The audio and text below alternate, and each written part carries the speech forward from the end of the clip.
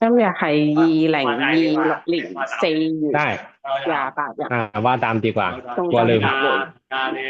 โอเคอิมินาสกกาเนนะพุทธังอภิปูชยามิ大家識讀พุทธังอ可以跟住讀。ภิปูชยามิอิมินาสการเรนะอิมินาสกกาเนนะตังธัมมังอภิปูชยามิธัมมันอภิปูชยามิอิมินาสการเรอิมินะนาสกกาเนนะตังธัมมังอภิปูชยามิสังฆังอภิปูชยามิอรหันต์สัมมาสัมพุทโธภควาพุทธังภควันตังอภิวันเตมิ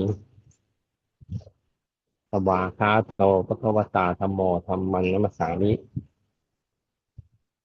สุปฏิปันโนภควโตสาวกสังโฆสังฆังนะโมมิอาหังพันเตอาหันพันเตวิสุวิสุวิสูงวิสูงพัฒนานัททายะนาทายะวิสเนนะติสสหะนเนนัสสหะปัญจปัญจศีนานิยาจามะทุติยโทมปิติยัมปิอาหังพันอาเตหันพันเตวิสูงวิสูงนัทนาทายะติสนเนนัสสหะปัญจศีนานิยาจามะอาตาติยัมปิอาหัมพันเตวิสูงวิสูงนักขณาทายะติสเนเนนัสสหะปัญจศีนานิยาจามินะโมตัสสะภะคะวะโตอะระหะโตสัมมาสัมพุทธัสสะนะโมตัสสะภะคะวะโตอะระหะโตสัมมาสัมพุทธัสสะนะโมตัสสะภะคะวะโตอะระหะโตสัมมานะโมตัสสะภะคะวะโตอะระหะโตสัมมาสัมพุทธัสสะนะโมตัสสะภะคะวะโตอะระหะโตสัมมาสัมพุทธัสสะนะโมตัสสะภะคะวะโตอะระหะโตสัมมาสัมพุทธัสสะพุทธังสรณังคัจฉามิธัมมังสรณังคัจฉามิสังฆังสรณังคัจฉามิทุติยัมปิพุทธังสรณังคัจฉามิทุติยัมปิธัมมังสรณังคัจฉามิทุติยัมปิสังฆังสรณังคัจฉามิตัวตติยัมปิพุทธังสรณังคัจฉามิตติยัมปิธัมมังสรณังคัจฉามิตติยัมปิสังฆังสรณังคัจฉามิมาพันเต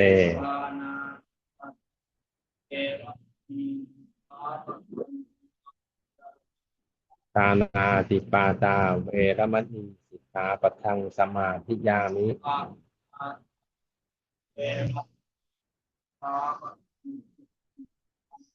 อาทินาทานาเวรมณีสิกขาปะทังสมาธิยามิ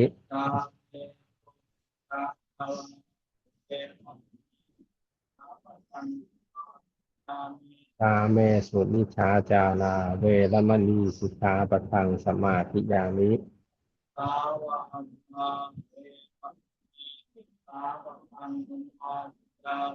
มุสาวาทาเวรมณีสิกขาปะทังสมาธิยามิ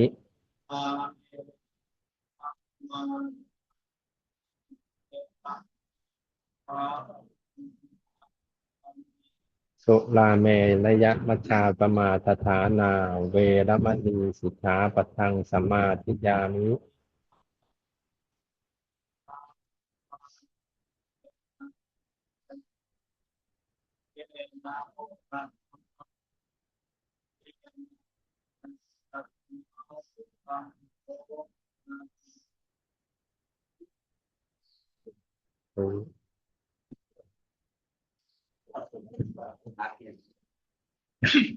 ปัญญยังปะปะนัมตัสสะ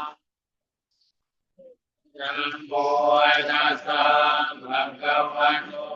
อะระหะโตสัมมาสัมพุทธัสสะโอเคได้ไม่เป็นไรนะโมตัสสะภะคะวะโตอะระหะโตสัมมาสัมพุทธัสสะนะโมตัสสะภะคะวะโตอะระหะโตสัม มาสัมพุทธัสสะเทราวิปุรานาภคหันตปปตาสามัญญาอนุปริยโยนิโพเทตาจตุติกาเทวันชราจมัตตุจาอาทิวัตันติปานิโนอาทิเยพรามเนเปเสสุเตจันตระภุพุเตสามิปิปริวัเตติสัพพะเทวาทิปัสสเกสาจัตตาตินัมภูมิตาราธานังอปัตติยาอาจาปิปันตโยเตนะปัปปะเจตุปะเนนวาตาสัมมาอิปันติโตโพโสสัมปัสสังอตมัตตโนโอเตดัมเมตตังเกจาทิโรสัตตังวิเวทเยตัวธัมมจาริกายนะปายายาวิเอตตาเอเทวานังปัจจังเกเปจันตเกปโมนัสติตถาคตเตอันตราสุปนิทิตาทิรัญจายาสัพพัญญาณังอริยคันธัมปทัสสิตังสังเกปัสสะโรยัสสติวุจุโมทัตตรัสนังอาคาริโกริตังอาโวอาโมคันตัสสะจิติตังสัมมาสัตตังสติลัญชาปัสสะธัมมัมมดัสสนังอานุเจตเมธาวิสารังทานาสัตถนันเตเอกังสัมมยังภควาตาวันติยัมปิหารติเจตวานิอานาถปิณิกาสาตารามิตาตารุปัสสวะภิกขุอามันเตติภิกขโวเตตาดันเตติเตภิกขุภะคะวะโตปัจจันโชตุภะคะวะเอตัสสะโวจาตัวปาดาวะภิกขเวทัตถะปัจจานังอนุปาดาวะทัตถะปัจจานังเยตาวะสัทธะตุธัมมติตตาธัมมานิยามะทาสาเยสังขารานิจจาเตตามตถาคตอภิสัมพุทธเตอภิสัมเมเตสาวิสัพพุทธิตวะอภิสัมเมตวะอาจิกติเรเตเตปาญญเตติปัสสะเตเตเทวราติวิปัสสติมุตานิกโรเตสัพเพสังขารานิตาเตโอปาลวะทิสเมตตาปัฏฐังอนุปาลวะตถาปัฏฐังเยตาวะสัทธะตุธัมมานิสัตตาธัมมานิยามะตาสัพเพสังขารานิตาเตตังตถาคตอภิสัมพุทธเตอภิสัมเมเตสาวิสัมพุทธิตวะอภิสัมเมตวะอธิปติเรเตเตปัญญาเตติปัสสะเพเตเยวรติวิปัสสติมุตานิกโรเตสัพเพสังขารานุปาเตโอคาลวะภิกขเวตถาคตานังอนุปาลวะตถาคตานังเยตาวะสัทธะตุธัมมาทิตตาธัมมานิยามะทาสาเมธัมมานัสสาเตสัมตถาคตอภิสัมพุทธเตอภิสัมเมเตอาภิสัมพุทธิตวะอภิสัมเมตวะอธิคติเตเตเตปัญญาเตติปัสสะเตเตเยวราติวิปัสสติมุตานิกโรเตตัมเทธัมมานัสสาเตเทธัมมโวจัปปะคะวาอาธัมมนาเตภิกขุภะคะวะโตปัสสิตังอาภินันโตเตสหัสมาวิเนมิตตาวุทันตังเอเตกะลังปุถิตะโครัตเตนะมารังอานาทิธรรมวิธินาทิตวามุนินโตตันเตจะสาปวัตุเตชยมังคลานิมาราติเนกมพิโยสิตสาปราติงโกรังคณาจว วะกัมมาธรรมทาตยังตังขันเทสุดันทวิตินาทิตวามุนิโตตันเตจตาภวัตุเตจยมัคคลานินาลาคิริงกัจจวลังอธิมาตโพตังตาวันติกากรรมสเนวสุตานุตังเอตังสุเตกวิตินาจิตวามุนิโตตันเตจตาภวตุเตจยมัคคลานิโตเจตคากรรมติหาตสุตานุทันตังตาวันติโยจนะปะทังปุริมาละวันตังเอเตติตังอัตมโนจิตวามุนิโตตันเตจตาภวตุเตจยมัคคลานิขาตวานะขาตมุตรังอิวะคัมปินิยาจินจายโดตวัจนังยมาเตสันเตนะโสมหิตินาทิตวามุนิโตตันเตจะสาภวตุเตจยมัคคลานิสังวิหายมติสาจักวาทะเกตุปาตาภิโรภิตปนังอธิรันทภูตังปัญญาปฏิปัจจริโตทิตวามุนิโตตันเตจะสาภวตุเตจยมังคลานิอันโตปนันทพุจกังวิปุรามาหิเตโตเตนะเทระพุจเกนะธรรมาพยันโตหิตัวปะเทสวิทินาทิตวามุนิโตตันเตจะสาภวตุเตจยมังคลานิทุกขานิทิพุจเกนะสุตาตังตังตังมังมิตุทิตุติเมติภกาพิธานังดานาคเทนะวิปิธาทิตวามุนิโตตันเตจะสาภวตุเตจยมังคลานิเอตาภิโพตัจยมังคลาอัตตกาทายโยปาจันโนทินาทิเนสลเสมตันเตหิตวานะเนอวิปิตานิสุปาตวานิโภคังสุขังอธิกัมปยนะตุมัสสะญาณิโภอาคาโอนาโตหิตายะสัมปปานินาโอเรนะปาปานะเมตาปาปาโตตัมโพธิโมตมังเอเตนะสัจวะเตนะโพตุเตจยมังคลาจยันโตโพธิยาโพเนสังขยานังนันติมาสโนเอวังตวังวิชโยโอหิจยาสุปยมังคะเรอัปปลาทิสมังนังเจสีเสปัจจภิโภคะเนอภิเสเกสังขโมทานังกาปะปะโตมัมมะทติตุนังกาตังสุนาคลังสุปาปาตังสุโหติตังสุขันโรสุพระโพธิ์โตสัตถุกิปังปรามจาริสุปตังอินังกายกรรมตังปาจากรรมังปะทาปินังปะทาปินังปะโตกรรมังปะเอเทเทปะทาปินาปะทาปินาทิขัตตวาสนาปันตะเตปาทังทิ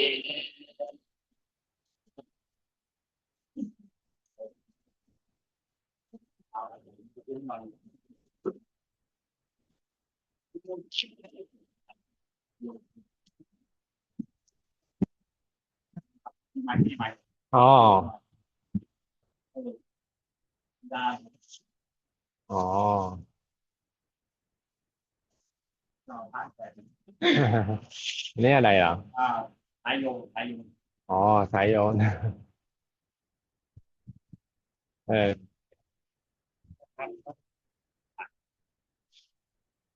เดียวผมก็เดียวเอ๊ะเดียวเล่นแบบทำรัฐไทยก็ชุดเดียว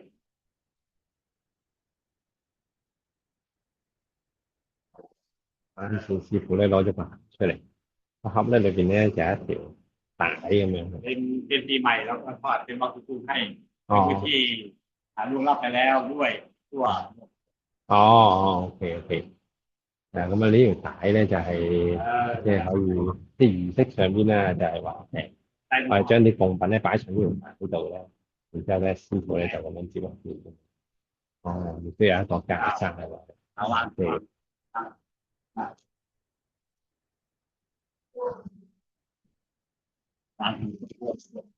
อันเนี้ยเอาไว้โอเคแล้วก็โตไว้ครับ อานิจจาวัตสังขาราโอปาทวยธรรมิโนโอปาจิตวานิโรชันติเตสังรูปสมุทโธสัมเปสัตตามรติยามาริสุจามาริสเลตาเทวะอัมมาริสามินาทิเมตัสสังสยโยโก咁樣咧有一個架生咗，即係等於話咧係我哋依家就報咗個架生，因為咧個水節嘅時間咧我哋冇嚟到啦，咁啊師傅話補翻咧，咁我哋咧就供一供架生，因為咧喺呢個南傳佛教裏邊嚟講咧，供架生係一個好大功德嚟嘅，咁所以咧今日咧我哋能夠參加我哋呢一個共真法會嘅時候咧，都能夠得到一個大嘅功德。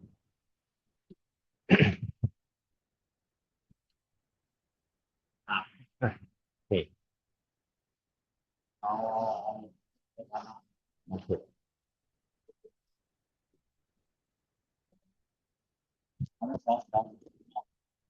好，我懂，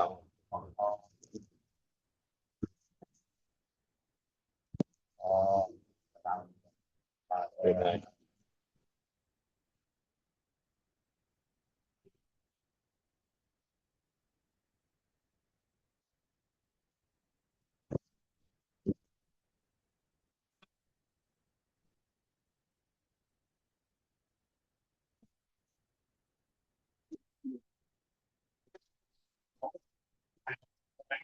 ครบที่ไหนแต่แค่นั้นก็สบายเข้ากันเข้ากันอานะโมสามจบโอเคนะโมเฮนะโมตัสสะภะคะวะโตอะระหะโตสัมมาสัมพุทธัสสะนะโมตัสสะภะคะวะโตอะระหะโตสัมมาสัมพุทธัสสะนะโมตัสสะภะคะวะโตอะระหะโตสัมมาสัมพุทธัสสะอิมานิมยังพันเตอิมานิมะยังพันเตสังฆทานาสังนิฆทานานิสัพพาริวาสัปปารานิริวานานิทิฏฐุสังคัสทุสะขุสังคัสสะโกโนทยาโอมาโนชยามะสาธุโนพันเตสาธุโนพันเตทิฏฐุสังโฆทิฏฐิสังโฆอิมานิอิมานิ สังฆทานาสังนิฆทานานิสัพพาริสัวาราปปารินิวานานิปฏิคันหาปตุฏิคันหาตุอัมหากัอังมหากังทีฆารทีกังฆารกังทีตายะสุขายะสุขายะสุขายะข้าแก่ข้าผู้เบ็ดผู้เจข้าคุริณญผู้เจริญข้าพเจ้าข้าพเจ้าพร้อมทั้งมวลสมาชิกของท่านทั้งในสมาชิกประเทศท่านในประเทและศต่างประเทในศต่างประเทศขอน้อมถวาขอร้อย งถวาย ปัจจัยปัจจัยพร้อมทั้งของบริวารเ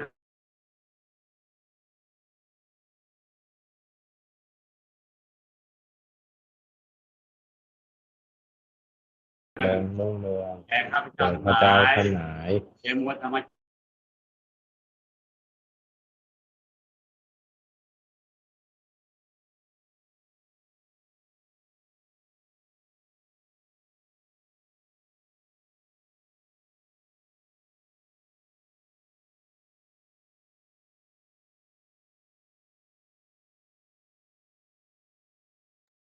唔好意思，可能楊公子嗰邊斷咗先。我而家睇下嘗試聯絡翻佢，因為佢嗰個錄影嗰、個、平板咧就係離佢有啲遠，我試下打電話俾佢先，唔好意思。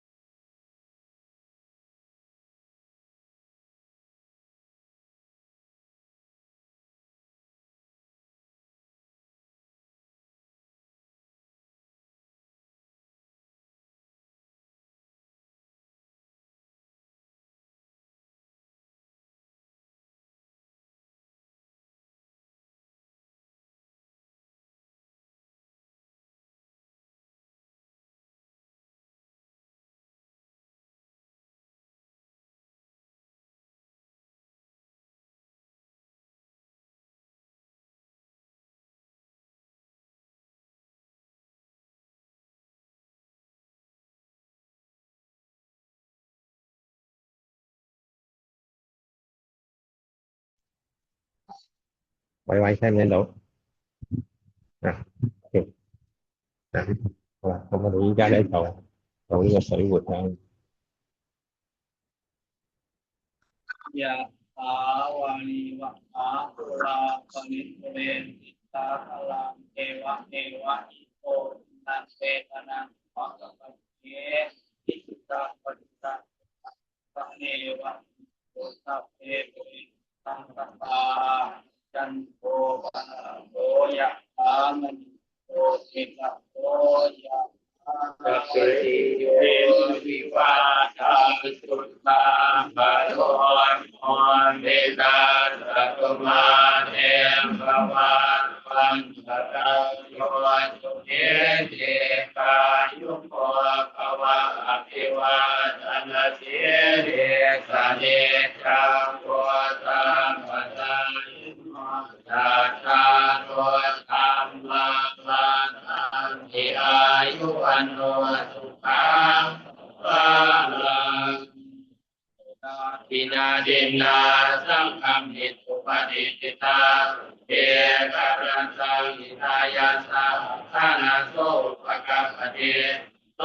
ยะหิธัมโมจายังนิธามิโตเอตังพุทธาจัปตาอุรารังปานัญจภิกขุนัมมโนปฏินังตัวเมหิปุญญังปัสสุตังอนาปกันเต ปมังคารังลักขันตุสัพพเทวตาตามะพุทธานุภาเวนะสดาสุเทภวันตุเต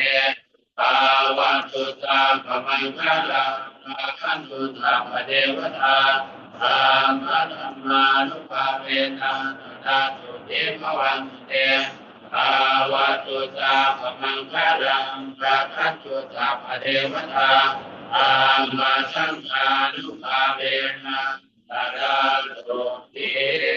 ภาวันตุเต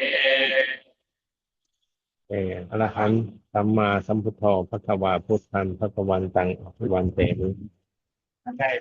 ภวาสาโตภควตาธัมโมธัมมังสัมมิสุปฏิปันโนภควโตสาวกสังโฆสังฆังนัมมามิ咁我哋咧，而家咧就可以做呢個水啦。等等咧，師傅有啲乜嘢咧？哦，OK，係啦。咁啊，師傅話咧灑一灑聖水先。OK，依家仲喺呢度㗎，聽唔聽到㗎？ทยันตัวโตติยาโมเลสัพยานังคันติวันตะโตเอวังตะพักมิจโยโสอิจยาสุตยพังคะเตอัปปลาจิตพังลังเกติเตปัตตวิโมคะเลอภิเทเกสัมปะพุทธานะนาคาคาตัวปะโมทะติสุนาตังสุมังคารังสุภาภาตังสุโคติกังสุขันโนสุมโคโตจัสเยตังพรหมจาริสุปตังหินังกายกรรมังวาจากรรมังปะทาหินังปะทาหินังมโนกรรมังปณิจิตเตปะทาหินังปะทาหินานิกัตวาสารพันตาเทปารามิเตโอเค好啦，咁樣咧，我哋咧依家咧就去做一做呢個回香嘅水先啦。咁樣咧，啱先咧，師傅就話咧，我哋叫咩？泰國嘅新年嗰個潑水節啊，都幫我哋灑下聖水啦。不過咧，啱啱先咧好似斷咗一下啦。咁我唔知道咧，你有冇睇到我哋共袈裟嗰一段嘅？我有啊，跟住你就係話共袈裟，跟住解釋咗嗰個原因啦，跟住之後就冇咗啦。哦，係啦，跟住咧就已經去到。係啦，跟住佢就倒水啦。哦，係啊，因為我突然間咧聽到咧，因為我聽唔到你哋有咩反應啊，你有冇俾反應我啦？跟住然之後咧，突然間聽到好似，咦，有人入咗嚟，有啲雜聲啦開始，跟住你又話我斷咗線啦，咁我先知道，哦，原來我係斷咗線咁但係我又嗰刻咧，我又唔能夠走去搞噶嘛，係咪先？係因為念緊經嘅，我係。我哋讀一讀水嘅回向啦。俾我哋個大地女神啦，大地女神咧俾咗我哋一切嘅資源啦，我哋非常感恩㗎。OK，係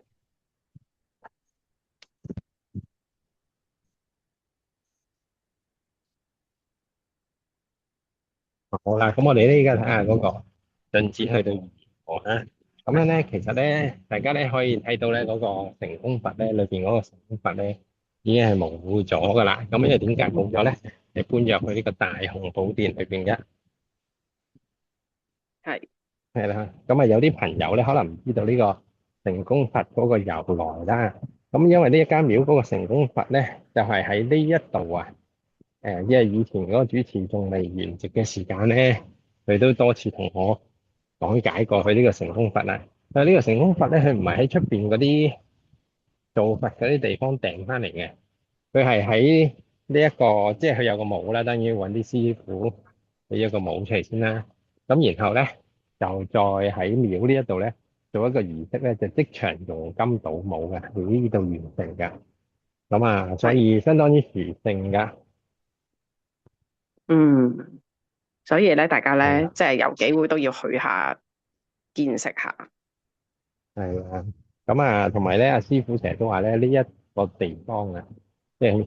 呢一個廟呢一個範圍咧，佢話咧呢度嗰啲叫咩啊？陀地啦，嗰啲鬼魂陀地啦。係啦，係咁好猛嘅，佢話係啦，咁啊，如果呢個心唔夠靜咧，就真係咧就好容易，即係講緊啲和尚啊，即係平時我係哋嚟短暫嘅遊覽下係冇乜問題。呢個長期喺度住嘅話咧，如果你個定力唔夠咧，就好容易俾佢騷擾噶啦，咁樣咯。係。咁同埋咧，我哋今次咧今個月好犀利啊！見到有12個即係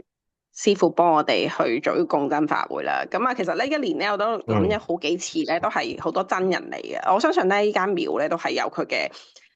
厲害之處啦，即係吸引咧好多即係想去修行嘅師傅咧登嚟呢度。即係正如你頭先講啦，唉，如果呢度你定力唔夠咧，就會好易有問題啦咁樣。咁亦都係一個好好嘅挑戰嚟嘅，我覺得。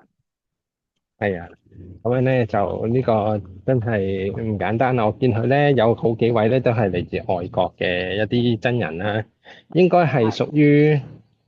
應該唔係印度啊，或者係即係都係嗰頭附近啦，印度啊咩斯係里蘭卡嗰啲咁樣嘅嗰啲係即係嗰個樣啊似啊。係，所以真係好犀利啊！其好啦，實我都見過有外國人出家添。好啦，我哋已經到咗啦。哇，好靚喎而家。不過咧佢個門咧就鎖咗嘅，咁我哋哦就，OK，暫時入唔到去睇住啦，係咪？因為可能佢仲未正式公開啦。咁我哋咧見到咧裏邊咧有一個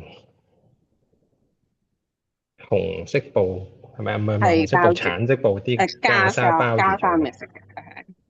係啦。咁樣咧有一個佛像喺裏邊啦，即係其實就係原先嗰個佛像嚟嘅。咁啊，依家係就轉咗入去呢一個大雄寶殿裏邊。係咁呢一個大雄寶殿佢嘅設計咧，同一般嘅誒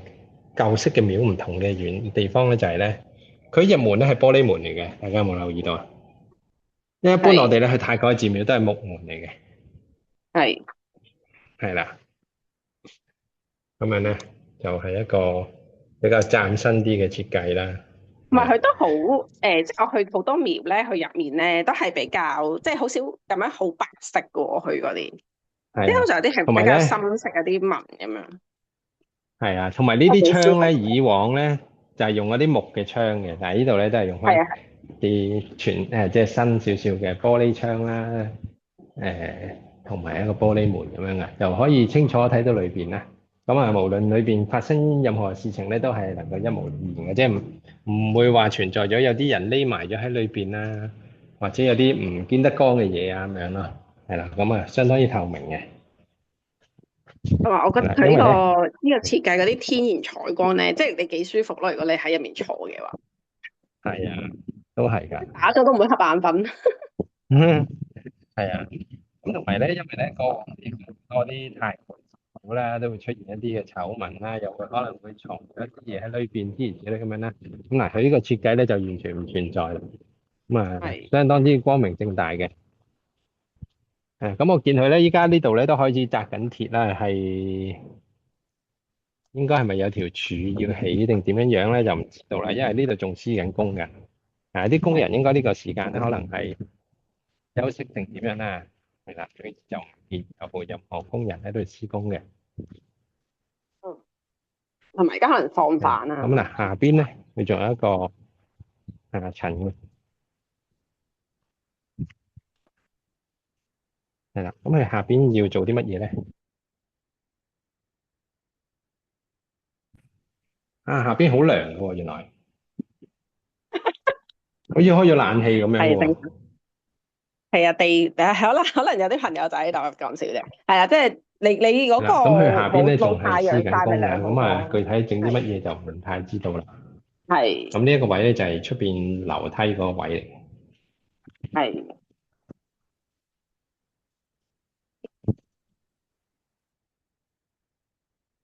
啊！我發現你又好窒，我又好窒啊，咁樣。係啊係啊，都係直直下咁樣就得噶啦。一陣間就係啊，通噶啦。係啦，咁嗱呢度佢嗰個後邊咧，係啦，係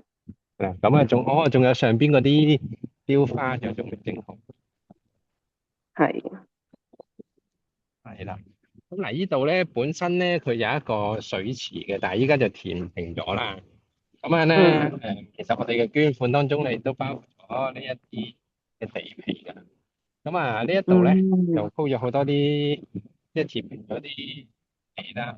咁日後咧，譬如話呢一度咧就聖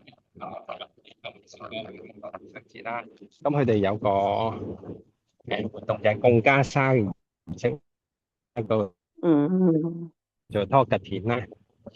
咁樣咧就到期時咧有好多人咧嚟到度。咁個個人你知泰國係有一架車佢哋十個人有10部車咁樣，嗯咁要有咁大嘅地方先可以嗯擺到啲車㗎。係啦，嗯，之前我哋咪見到有啲推土機或者機喺度搞下搞下咁，就係搞緊呢個地啦。咁嗱，哦，要咁，係啦，咁水池依然喺度嘅，不過就細咗啲。係啦，嗯，係啦，將佢嘅範圍縮窄翻少少。係啦，咁哇，真係依家咧呢好熱喎！你覺得一度咧，好大咁？係啊，呢度咧基本上咧就條路就鋪好咗噶啦。之前師傅咪話要鋪路嘅，係咪？係，係啦，咁基本上鋪好咗噶啦。咁依家係碎石嘅路啦，都係。咁嗯之後會唔會再整一啲石屎地或者係瀝青地暫時就未知道住啦，因為師傅冇講。但係依家咧基本嗯，上咧呢個路咧相當之平整嘅啦，可以行到車，嗯，行到車係啦。而且咧，我覺得咧嗰個地係升高咗少少嘅，可能亦係，都防止一啲叫做有雨季嘅時候有大量嘅水啦，係啦，嗯，防止水浸。咁好，你見到咧，係啊，點解會太過覺得佢手水，升高咗咧？係啊，因為咧你見唔得咧呢啲木柱呢啲位之前咪有一係，啲有啲木板喺度俾人哋放魚之類嘅，就呢度哦，咯，係咪？係係，係啦，咁睇到咧。佢明顯咧就比我依家企喺呢個位咧就稍微高咗少少嘅，咁呢個位會清晰啲，嗯係嘛？係喎，係喎，嗱呢張咁樣嘅凳仔，呢張凳啦，呢張凳嘅位咧就係我依家企嘅位置啦。咁見到咧嗯呢度咧有一段嘅距離咧係升高咗嘅，嗯，係喎，係喎，佢應該再擺啲泥頭落去，再即係填翻高啲個地，等嗯啲水咧唔會咧就喺出邊馬路嗰度咧流入嚟，令到成間面水浸咁樣咯。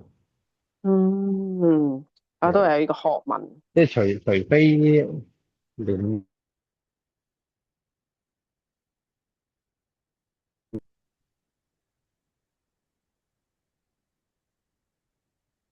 咦，係咪窒窒係地啊？翻咗嚟啦，你覺得又翻咗嚟啦，我，係好好係啦，咁樣咯。依家呢個環境咧相當之好噶。有水啦，咁我企喺呢個水邊咧，感覺到有輕微嘅降溫嘅感覺啦。嗯，去到正咁啊，係啊係啊，喺呢度住我諗都係幾好嘅。不過日頭就可能要啲啦，係係啦。咁啊，如果夜晚嘅話咧，應該就係相當咗涼快。喺嗰度住就係通常都要即係我哋嘅學習嗰啲咩啊，心靜自然涼，係冇錯啦，就係咁樣啦。即係即係總之修行嘅。就修行嘅一嗯種啦，係咪先？係啊。係啦，嗯咁我哋又翻返好。嚟呢度啦。咁我哋咧今日又帶大家去再睇多一次個情況啦，咁樣咁啊一步一步嚟嗯，啦。學阿師傅講係冇得急嘅，咁啊再次多謝咁多位參加呢個共爭法會嘅朋友啦，一齊扶持呢間寺廟嚇，一步一步去越嚟越有呢個進步啦。好，咁啊今日係多謝晒大家嘅收睇，咁啊我哋下個月再同大家 update 下個廟嘅情況啦。好啦，好，拜拜，辛苦晒楊公子，拜拜，拜好，拜拜。拜。